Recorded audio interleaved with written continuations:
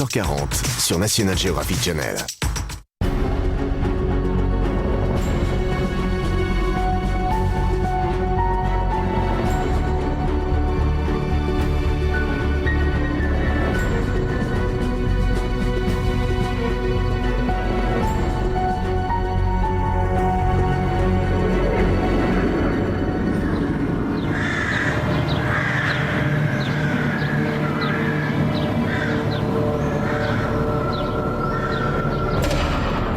Cette demeure, autrefois magnifique, située dans l'ancienne province allemande de Basse-Silésie, a été envahie par l'armée rouge dans les derniers jours du Reich d'Hitler. Elle est aujourd'hui en territoire polonais. Après la guerre, les soviétiques ont découvert que ces murs décrépits abritaient d'étranges dossiers nazis top secrets. Cette bâtisse avait été utilisée par les SS, les redoutables services secrets d'Heinrich Himmler, l'organisation qui a dirigé les camps de la mort dans toute l'Europe. Les dossiers SS regorgeaient de détails sur les exécutions et la torture. Mais ces archives n'étaient pas celles des atrocités nazies.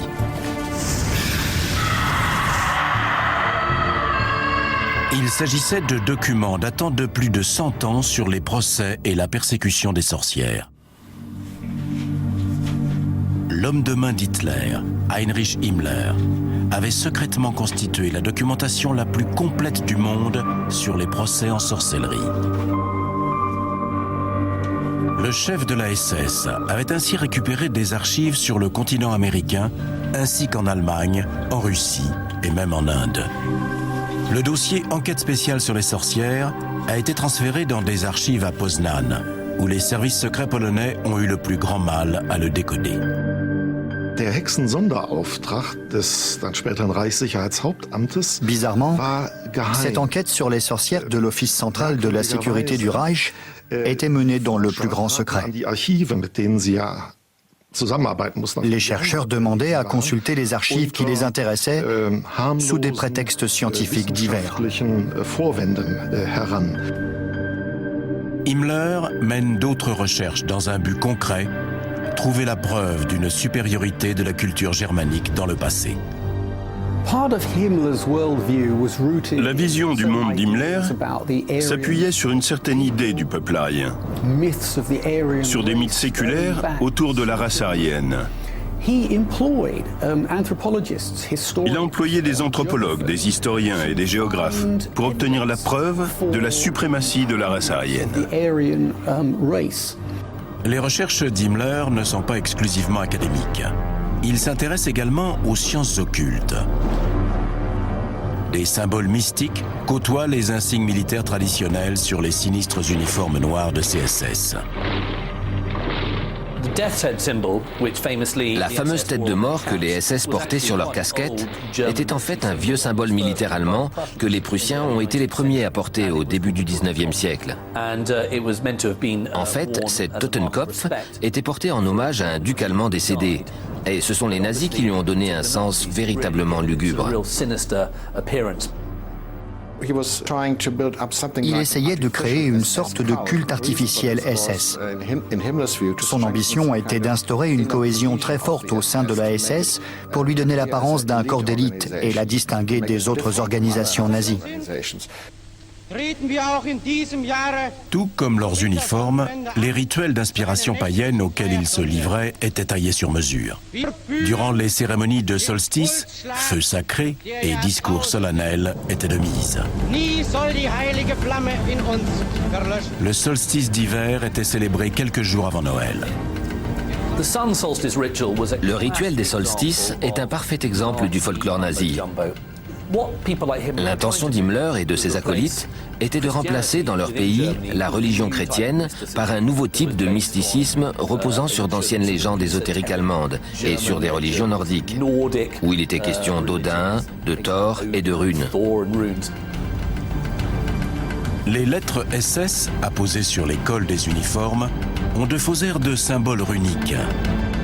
Et un autre symbole d'origine nordique, appelé Soleil Noir, a également été incrusté dans le sol du château de Wewelsburg. Cette ancienne résidence secondaire des évêques de la Renaissance est devenue le temple d'un nouveau culte, celui de la race des seigneurs. La sorcellerie, les rites mystiques et les runes peuvent être perçus comme les fruits d'un délire fantasque. Mais ce décorum nazi a été mis en place par Heinrich Himmler pour servir un objectif très sérieux: rallier des légions de jeunes Allemands au culte SS de la mort. Le chef des SS est issu d'une famille catholique de classe moyenne. Le chaos économique, politique et social dans lequel s'est retrouvée l'Allemagne après la Première Guerre mondiale a ébranlé les idéologies traditionnelles. Comme de nombreux jeunes Allemands, Heinrich Himmler se convertit au nazisme. Il abandonne sa foi catholique pour donner dans l'occulte. En ces temps troublés, les idées nationalistes comme l'idéologie germanique d'Himmler se substituent aisément à la religion.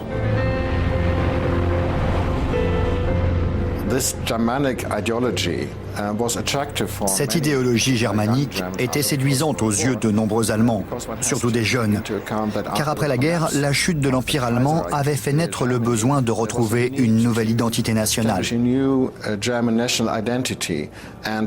Beaucoup essayaient de renouer avec les racines du germanisme et pensaient les retrouver dans une sorte de passé mystique. Himmler veut des preuves de ce passé mystique. Un site naturel de légende, celui des Externsteine, près de Paderborn, est alors placé sous la protection des SS. C'est une formation géologique impressionnante qui, pendant des siècles, a été vénérée comme un haut lieu mystique, parfois même par les chrétiens. Et Himmler l'a considéré comme un outil de plus qu'il s'est approprié pour alimenter le mysticisme effréné de sa religion nazie. Le chef des SS organise des fouilles archéologiques dans l'espoir d'y trouver des reliques de la culture germanique ou n'importe quel vestige capable d'étayer sa théorie d'une identité germanique forte tombée dans l'oubli. De telles découvertes peuvent servir deux de ses projets: apporter une preuve concrète sur laquelle asseoir son nouveau culte germanique et lui fournir un prétexte pour lancer sa machine infernale sur ce qu'il considère comme un autre ennemi du national-socialisme, l'Église chrétienne.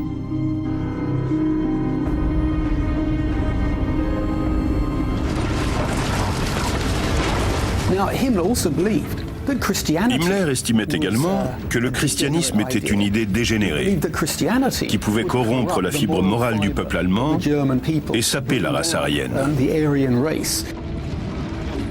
Pour Himmler, les rois chrétiens, et surtout Charlemagne, sont responsables de la disparition de l'ancienne culture germanique et de ses lieux sacrés, ainsi que de la conversion des Saxons païens à leur religion.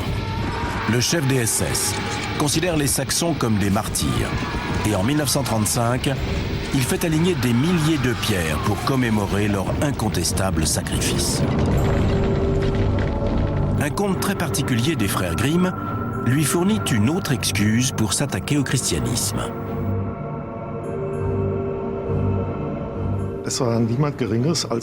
Les frères Grimm, les pionniers de la linguistique allemande, avaient élaboré une théorie intéressante selon laquelle les anciennes tribus germaniques comptaient parmi leurs membres des femmes sages, des prêtresses, qui étaient là pour apporter un contrepoids positif aux hommes, c'est-à-dire aux guerriers des tribus. Apparemment, l'Église pourchassait ces femmes qu'elle avait qualifiées de sorcières. Voilà qui pourrait expliquer les recherches confidentielles du Reichsführer sur les sorcières. S'il parvient à démontrer que les chrétiens ont persécuté les prêtresses germaniques, les gardiennes d'une grande culture nationale ressuscitée par les SS, les églises pourront devenir ses prochaines cibles. La foi chrétienne est donc l'ennemi de la culture et de la race germanique. Avec l'approbation d'Hitler, le chef des SS pourrait riposter. Mais le Führer n'est pas convaincu par la virulente croisade anti-chrétienne d'Himmler, ni par ses recherches sur un passé mystique.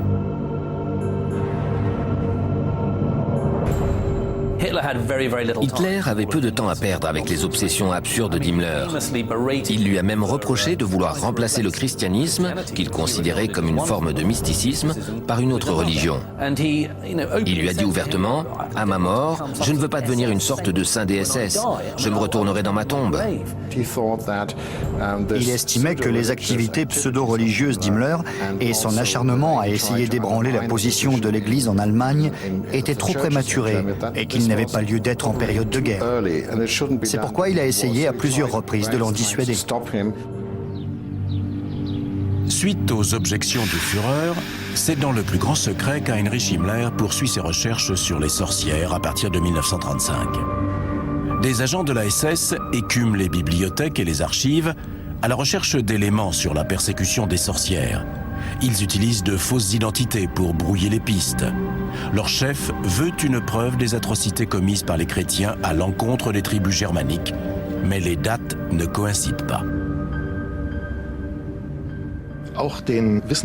Les chercheurs affectés à ce dossier ont également constaté que la plupart des chasses aux sorcières n'avaient pas eu lieu au Moyen-Âge, et encore moins au début du Moyen-Âge, quand les tribus germaniques existaient encore, mais au début de l'époque moderne. Une découverte qui laisse fortement penser qu'elle n'était pas dirigée contre la religion germanique, puisqu'elle n'existait plus à cette époque. Même si les recherches n'aboutissent pas, le chef des SS tient à les poursuivre. Dans les registres figure une certaine Margaret Himmler de Markelsheim, brûlée pour sorcellerie le 4 avril 1629. S'agissait-il d'une ancêtre d'Himmler? Personne ne l'a jamais su. Et on ignore si le chef des SS en était convaincu ou non. En revanche, une chose est sûre, ces recherches secrètes sur les sorcières sont menées avec beaucoup de zèle. En 1944, plus de 30 000 fichiers ont été méticuleusement classés.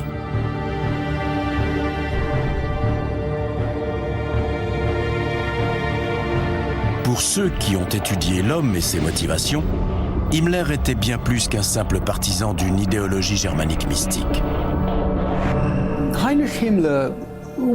Heinrich Himmler n'était pas un homme ordinaire. En fait, il était extrêmement intelligent, appliqué et travailleur. Il savait organiser les institutions et les hommes. Et il était très doué pour gérer et évidemment manipuler ses subalternes. Bien sûr, il était animé par des ambitions personnelles et cette idéologie germanique a joué un grand rôle. Mais je crois que c'était avant tout un politicien. C'est cette combinaison explosive et extrêmement efficace qui l'a propulsé au sommet. En 1929, Himmler n'est encore qu'un humble rouage du parti nazi. La Schutzstaffel, la SS, n'est alors qu'un petit groupe d'1 millier d'hommes. Elle assure la protection rapprochée d'Hitler et d'autres membres importants du parti. Mais le jeune homme, alors âgé de 29 ans, nourrit d'ambitieux projets. Ses troupes vont acquérir un statut particulier. Elles deviendront la garde d'élite du parti nazi. Mon honneur et ma fidélité, peut-on lire sur la lame de leur poignard.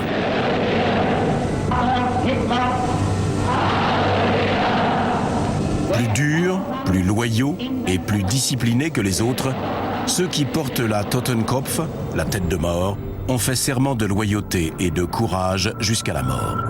Les jeunes gens se rassemblent sous des étendards qui portent le slogan « Allemagne, réveille-toi ». En 1931, le corps d'élite d'Himmler compte 10 000 recrues, dont la plupart sont issus de milieux instruits ou de la haute société et s'estiment supérieurs aux chemises brunes de la SA. Les ressorts psychologiques qui poussaient les jeunes à rejoindre la SS sont les mêmes que ceux qui les poussent aujourd'hui à rejoindre des forces d'élite telles que les SEAL de la Navy et la Delta Force aux États-Unis ou le SAS en Grande-Bretagne. Vous faites partie de l'élite et si vous appartenez à ces unités, c'est que vous êtes à la hauteur.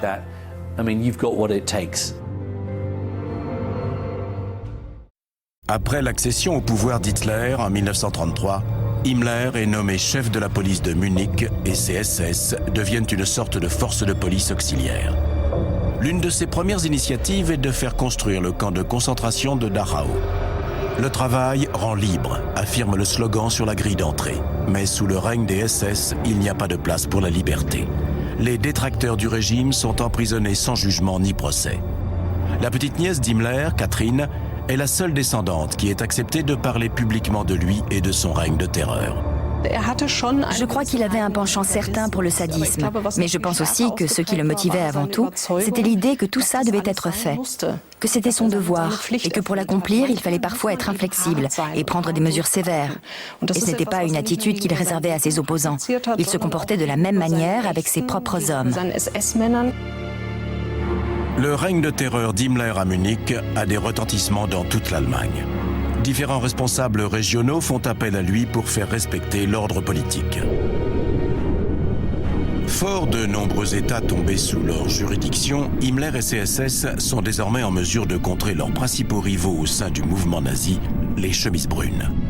La rumeur circule que ces derniers préparent un coup d'État. Depuis les années 20, il y avait une concurrence féroce entre deux organisations paramilitaires du parti, les chemises brunes de la SA et les chemises noires de la SS. Et Himmler avait réussi à mettre la SS dans une position telle qu'elle pouvait dorénavant servir de police interne pour réprimer les rebelles de la SA. Les chemises brunes de la SA sont commandées par Ernst Röhm, le deuxième homme le plus puissant du Reich. Même la SS d'Himmler est sous ses ordres.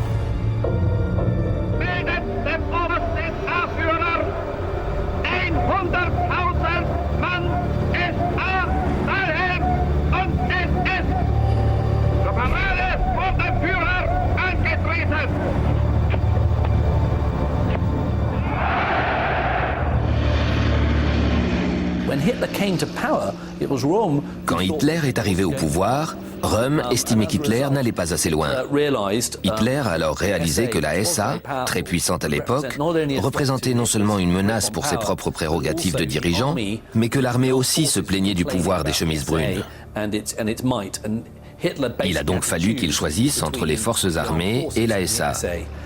Ce qui a donné lieu à la célèbre Nuit des longs couteaux, au cours de laquelle Hitler a littéralement anéanti l'hégémonie de la SA.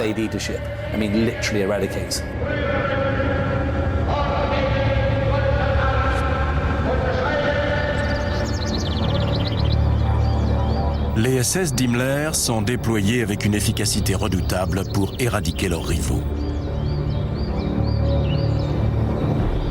Quant à leur chef, Ernst Röhm, Hitler s'occupe de lui personnellement.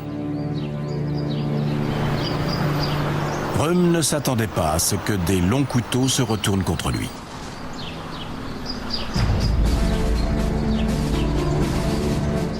Il est en vacances dans une chambre d'hôte au bord d'un lac de Bavière quand le Führer et d'anciens compagnons d'armes font irruption, accompagnés d'un groupe de SS. Arrêté sur le champ, il meurt le lendemain, abattu par un général SS dans sa cellule.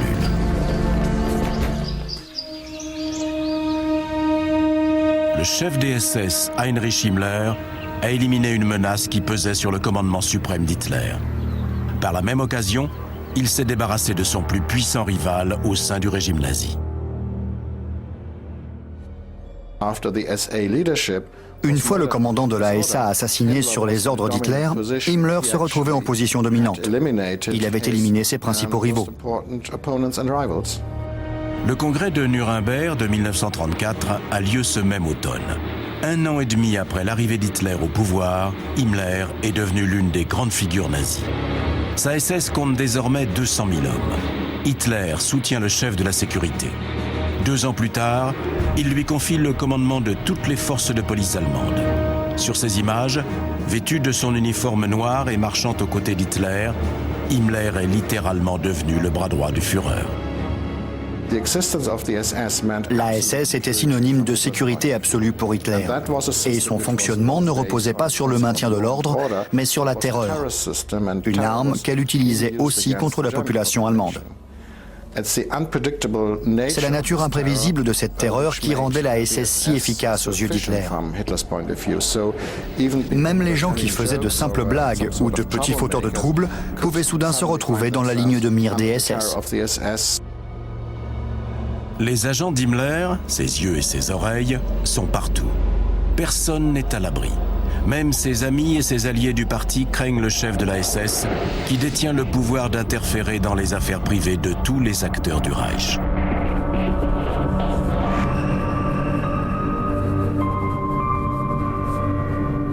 Mais Himmler a veillé à protéger sa propre vie privée. Peu de gens sont au courant de sa relation secrète et des lettres qu'il reçoit et qui se terminent par « Ne m'oublie pas ».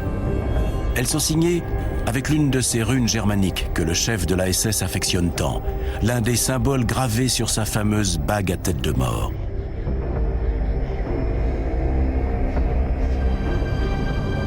Son attitude envers les femmes semble avoir évolué au fil de sa carrière.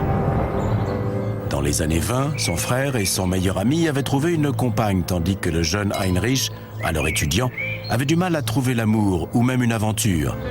Il se qualifiait lui-même de mercenaire solitaire, suggérant ainsi dans son journal qu'il préférerait se battre plutôt que de coucher avec une femme.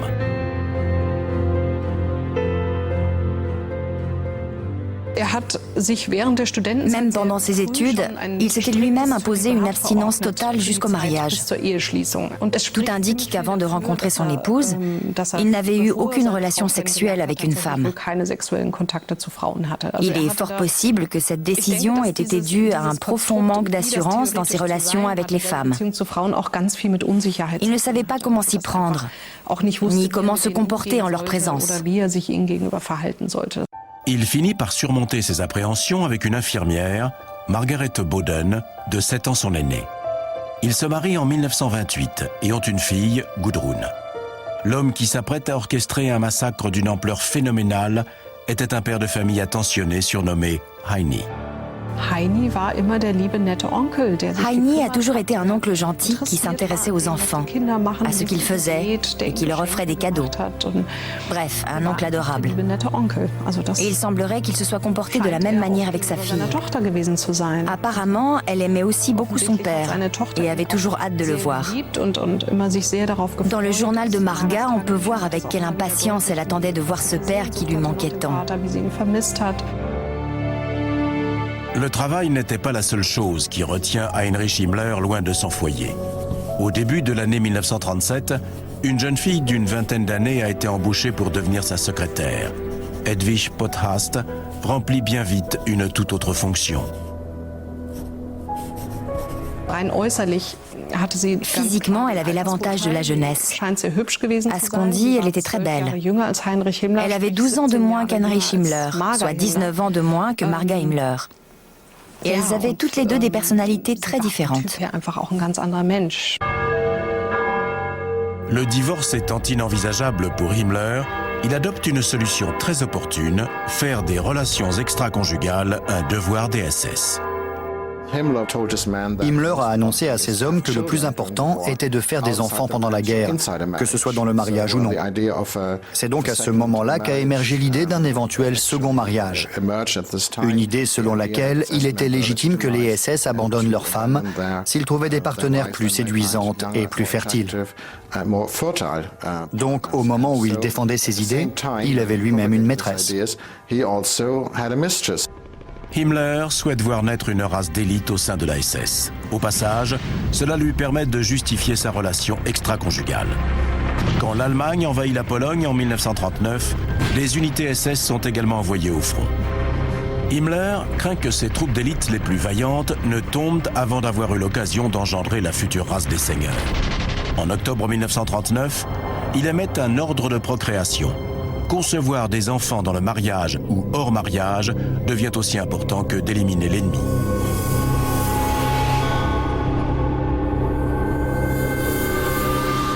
Himmler voyait la SS comme le berceau d'une nouvelle race de seigneurs. Il ressemblait un peu aux méchants des films de James Bond. Il avait vraiment l'intention de créer une race supérieure qui dominerait le monde. Et il voulait que les SS de race pure, entre guillemets, ceux qui étaient capables de retracer leurs origines jusqu'en 1750, se reproduisent le plus possible. Il a donc mis en place le programme Lebensborn, qui prévoyait notamment des établissements où les SS étaient invités à se rendre pour coucher avec les femmes qui y résidaient. Mais des officiers allemands conservateurs estiment que la politique d'Himmler menace les valeurs familiales traditionnelles. Le chef des SS doit donc faire publiquement marche arrière, mais dans ses rangs, le fameux ordre de procréation reste d'actualité.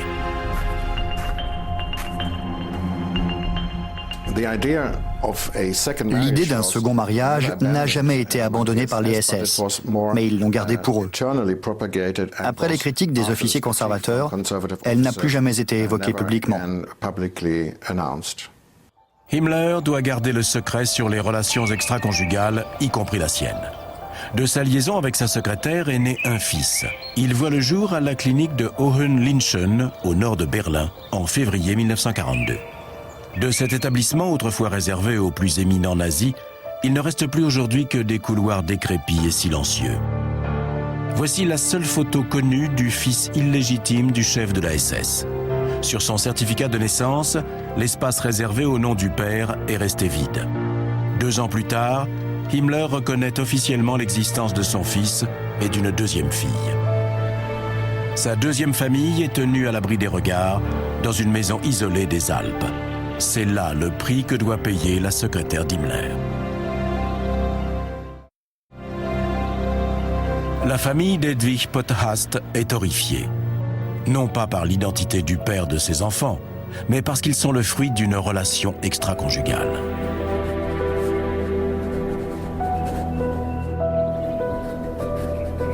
La jeune mère a dû abandonner son poste de secrétaire et ne voit son amant que de temps en temps.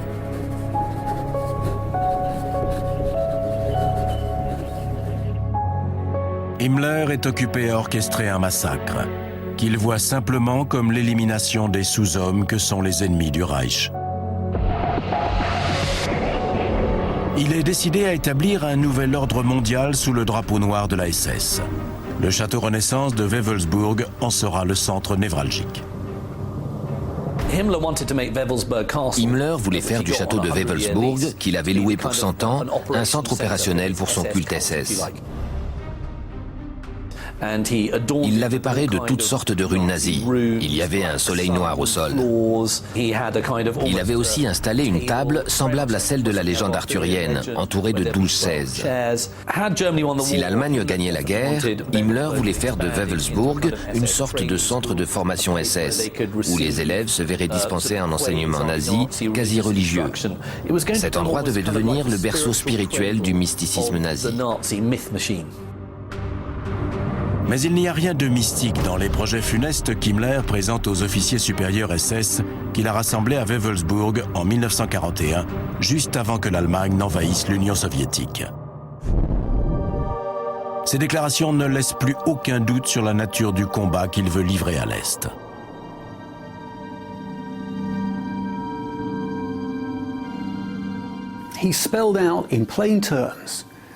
Il a ouvertement parlé d'une vaste opération d'extermination massive, prétextant des raisons de sécurité et la nécessité d'exécuter les ennemis du Reich. Mais tout le monde avait compris qu'au final, il demandait aux personnes présentes à la réunion de se livrer à un massacre d'une ampleur sans précédent. Himmler a l'intention de constituer le grand Reich allemand qu'Hitler a imaginé.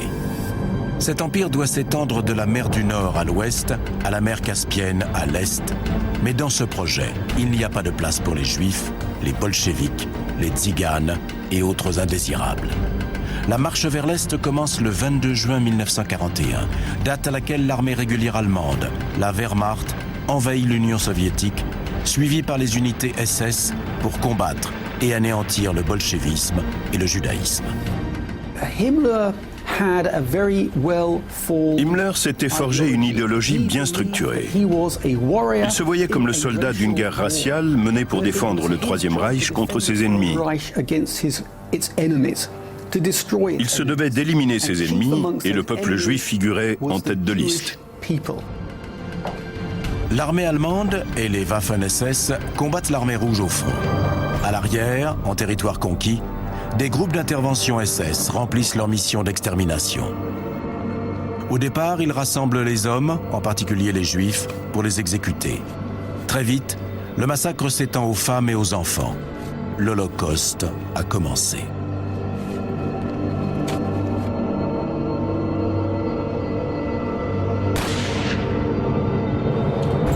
Aucun ordre écrit n'a jamais été retrouvé, mais l'historien Peter Longerich pense avoir compris comment le chef des SS orchestrait l'extermination. Aucun ordre écrit ne devait les incriminer, lui ou ses hommes.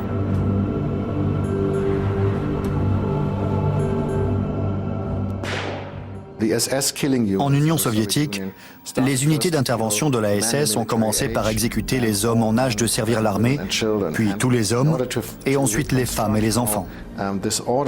J'ai essayé de reconstituer le mode de transmission des ordres aux unités, et je pense qu'Himmler utilisait un système particulier.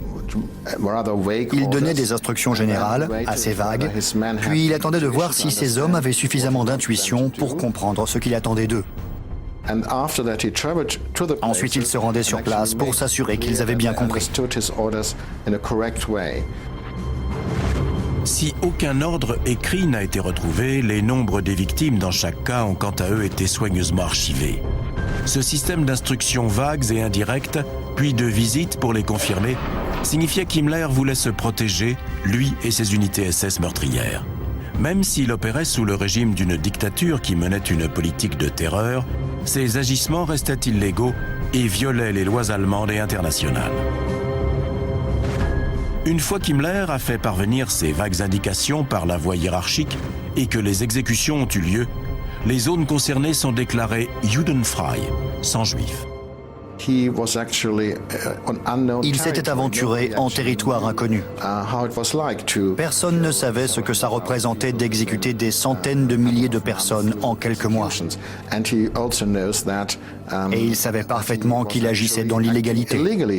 Des historiens comme Peter Longerich pensent que le même système d'instruction flou était utilisé par Hitler pour ordonner les massacres de l'Holocauste.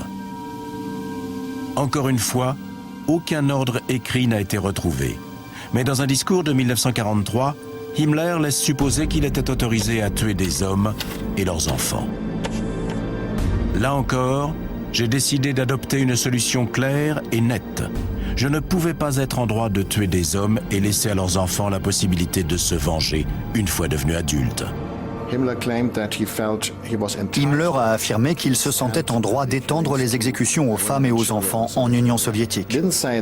Il n'a pas dit qu'il en avait reçu l'ordre direct d'Hitler, mais qu'il était en droit de le faire, ce qui illustre parfaitement le système utilisé par Hitler. Il donnait des instructions générales, des signaux vagues et attendait que l'un de ses hommes trouve une solution radicale. En l'occurrence, c'est Heinrich Himmler qui se porte volontaire pour mettre en œuvre une solution radicale. Himmler a fait un discours dans lequel il a clairement expliqué que la SS et les forces de sécurité s'étaient engagées à anéantir le peuple juif. Et comme pour se faire plaindre, il a expliqué que c'était une tâche très pénible et difficile, mais que les SS avaient la force nécessaire pour la mener à bien. Tous ceux qui ont entendu ce discours devaient savoir de quoi il parlait et devaient savoir que cette campagne d'extermination n'aurait pas pu avoir lieu si elle n'avait pas été autorisée par Hitler lui-même. Cette campagne qui s'étend à l'Est, au cours de l'été 1941, n'est qu'un début. Pour Himmler, l'extermination est juste un moyen de donner vie au Grand Reich allemand. À ses yeux, le massacre des Juifs d'Union soviétique n'était que la première étape d'un programme bien plus important, bien plus vaste, qui prévoyait l'extermination de millions de personnes sur les territoires occupés de l'Union soviétique. L'Holocauste devait être suivi de nombreux autres génocides. Fin 1941, Himmler travaille à la solution finale pour clore la question juive. Des hommes, des femmes et des enfants juifs vont être transportés depuis tous les territoires conquis vers l'Est. Les camps de la mort SS, comme Auschwitz, seront leur ultime destination. Plus d'1 million de personnes ont été gazées et brûlées rien qu'à Auschwitz. Et on estime à 6 millions le nombre de Juifs qui ont été victimes de l'épuration raciale orchestrée par Heinrich Himmler. De nombreux historiens pensent que ce n'était pas l'œuvre d'un psychopathe, mais d'un homme ambitieux, déterminé à remplir ce qu'il considérait comme une mission vitale pour son pays.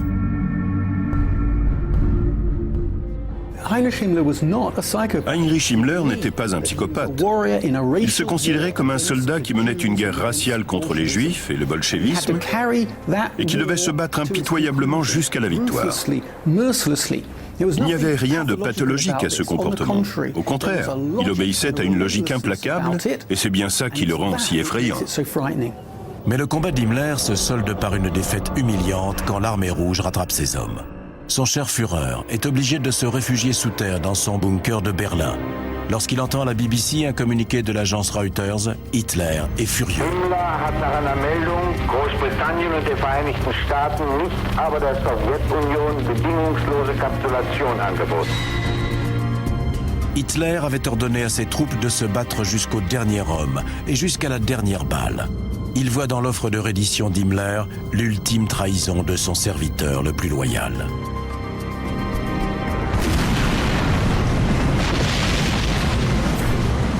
Le grand Reich allemand est désormais en déroute. Les troupes alliées arrivent de l'Ouest, après le débarquement de Normandie qui leur a permis de percer le mur de l'Atlantique en juin 1944.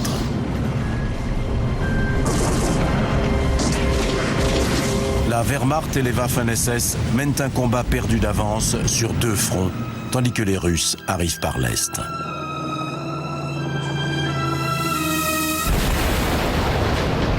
Un mois après le débarquement de Normandie, l'attentat à la bombe de von Stauffenberg ébranle le quartier général d'Hitler.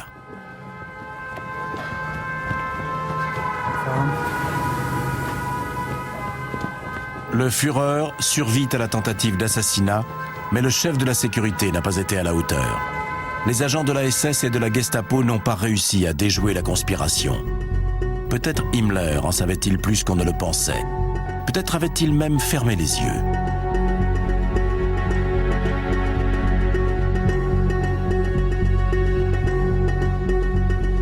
Le mois suivant, le Premier ministre britannique Winston Churchill reçoit un message d'Himmler. Son contenu reste un mystère, car Churchill l'a gardé pour lui et a détruit le message. S'agissait-il d'une offre confidentielle? En Allemagne, Himmler continue à jouer son rôle de patriote endurci. Suite à la débâcle des SS au front, il enrôle des civils, des hommes âgés et des enfants pour une ultime tentative de résistance. Unsere verfluchten Feinde werden es feststellen und einsehen müssen, dass ein Einbruch in Deutschland, selbst wenn irgendwo gelänge, für den Angreifer Opfer kostet, die für ihn dem nationalen Selbstmord gleichkommen. Hitler ordonne à Himmler de prendre la tête de ce qui restait de l'armée allemande pour tenir le front de l'Est, mais encore une fois, Himmler échoue. En mars 1945, l'armée rouge n'est qu'à 60 km de Berlin. Himmler est déchu de son commandement à l'Est. Il se retire dans le sanatorium qui a vu naître son fils illégitime. L'homme qui a trompé sa femme a également trompé son chef. Là, il reçoit la visite du vice-président de la Croix-Rouge suédoise, le comte Folke Bernadotte. Par son intermédiaire, il espère pouvoir contacter les Alliés dans le dos d'Hitler. En échange, le chef des SS offre au comte d'autoriser des détenus des camps de concentration à émigrer vers la Scandinavie.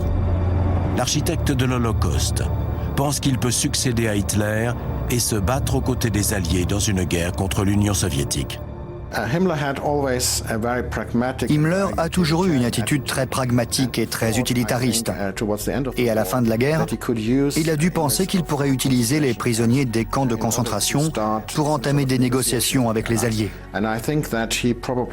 Il devait se dire qu'il trouverait un nouveau rôle à jouer après la défaite de l'Allemagne, qu'il occuperait une fonction comme celle de commissaire délégué à la sécurité en Europe, par exemple. Cet espoir semble absurde à nos yeux, mais il ne faut pas sous-estimer l'ambition qui animait Himmler et sa capacité à changer de rôle. Himmler ne révèle rien de ses négociations à Hitler. Le Führer avait ordonné un combat à mort, sans reddition. Un mois avant son suicide, Hitler décore en personne les derniers défenseurs du Reich encore en vie, des adolescents des jeunesses hitlériennes. tandis que les dernières troupes de soldats jeunes et moins jeunes s'épuisent sous les tirs vengeurs de l'armée rouge, Heinrich Himmler s'enfuit vers l'ouest. Hitler résiste depuis son bunker jusqu'au 22 avril 1945, date à laquelle il annonce que la guerre est perdue et qu'il n'a plus d'ordre à donner. Le chef des SS prend cette déclaration comme un signal et offre ouvertement la capitulation aux Alliés. S'agissait-il d'une trahison? Avait-il brisé le serment gravé sur les poignards SS?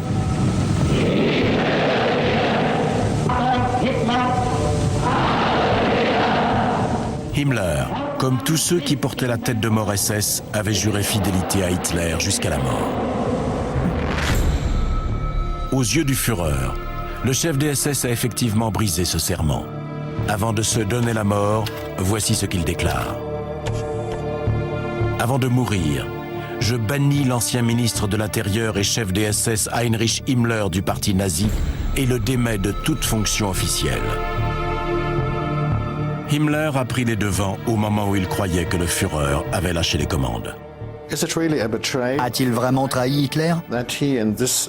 Je crois que dans cette situation, Himmler pensait qu'Hitler n'était plus apte à réagir et qu'il était de son devoir de prendre cette initiative. Plusieurs jours après la proposition de capitulation d'Himmler, Hitler renonce à son Reich de 1000 ans et le rêve prend fin dans le bunker qui va devenir sa tombe. Plutôt que d'affronter les Russes, le Führer se donne la mort. Le chef des SS, lui, a fui Berlin depuis longtemps. Ses tentatives de négociation avec les Alliés ont échoué. Les vainqueurs ne veulent rien avoir à faire avec lui. La libération des camps de concentration comme Buchenwald révèle toute l'horreur des crimes contre l'humanité qu'il a perpétrés. Une grande partie des hommes qui ont exécuté ces ordres meurtriers sont arrêtés. Mais comme de nombreuses hautes autorités nazies, le chef des SS s'est lui-même mis à l'abri. Privé de son uniforme noir et de ses redoutables troupes, Heinrich Himmler est désormais recherché. Après un signalement à un poste de police de la ville portuaire de Lübeck, les autorités perdent sa trace. Himmler a même rasé sa moustache si caractéristique.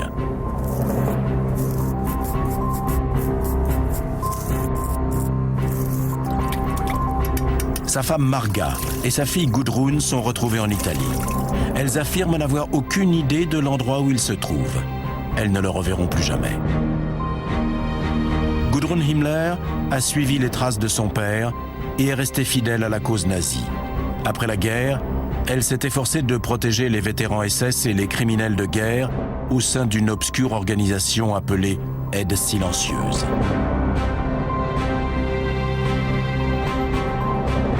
Mais en mai 1945, son père ne bénéficie d'aucune aide. Il se met à porter un cache sur l'œil pour éviter qu'on le reconnaisse. Il a toujours sur lui une capsule de cyanure à utiliser en dernier recours. Himmler finit par être capturé au nord de l'Allemagne par des troupes britanniques qui ne savent pas qui il est.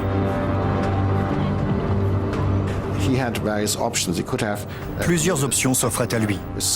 Il aurait pu commettre un suicide spectaculaire, prendre la tête d'un bataillon SS pour lancer une ultime attaque, faire une déclaration retransmise par toutes les radios allemandes. Mais au lieu de ça, il a simplement essayé de prolonger sa vie de quelques jours en essayant de se fondre dans la masse des soldats allemands qui cherchaient à rentrer chez eux. Himmler est alors envoyé dans un camp de prisonniers de guerre.